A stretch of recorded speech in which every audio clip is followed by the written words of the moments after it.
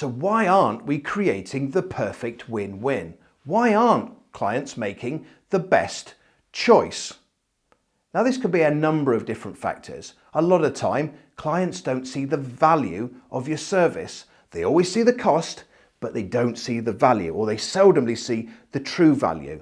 But there's another issue. It's about understanding. Do your clients understand? Everything in life is a choice. Whether it's a choice to use you, a choice to use your gold service, a choice to pick all of your 5 beneficial services, not just 2. So to make a good choice, you need to understand what the choices are. Everyone's trying to make the best choice. No one deliberately sets out to buy the food that makes them sick, the clothes that make them look stupid, or deliberately book the holiday from hell. It's just not easy enough to make the best choice because a lot of people don't understand. When it comes to understanding, someone said to me the other day, "Ian, I do EPOS." I said, "That's wonderful. I don't know what EPOS is."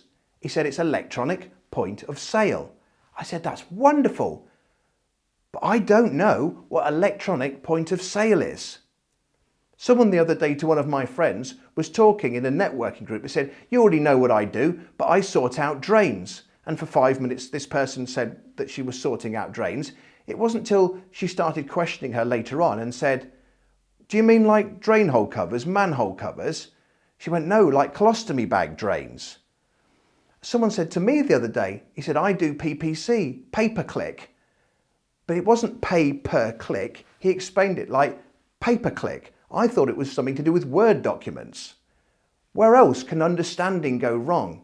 There's 3 sorts of problems. There's the problem that you know about and you're right.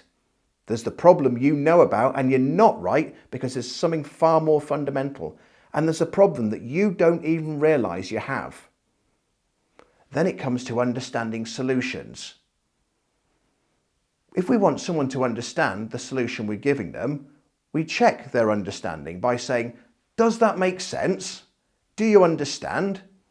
Now, I went to a webinar the other day, a fantastic webinar, and the chap delivered the webinar, and on 7 different occasions, he said, "Does that make sense?" And the first 4 times, it did make sense, and I said yes. The remaining 3 times, he says, "Does that make sense?" And it didn't make any sense. And I still said yes, because I didn't want to look like a turnip in front of a room of 7 or 8 other networkers. The question, "Does that make sense?" only has one answer. And that answer is yes, because the other answer is, "No, I'm thick." And no one wants to admit being stupid. You may be the one out there that says, "No, when someone says, 'Does that make sense to me?' and it doesn't," I say, "No, I'm sorry. Can you explain it more clearly?"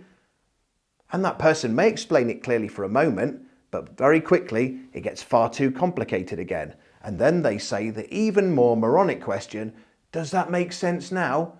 To which you only have one answer, and it's yes, thank you very much for explaining it so clearly. It all makes perfect sense. And what you're actually thinking is, I have absolutely no idea what this person is talking about. Please don't ask me a question. I'm a small business owner. Get me out of here.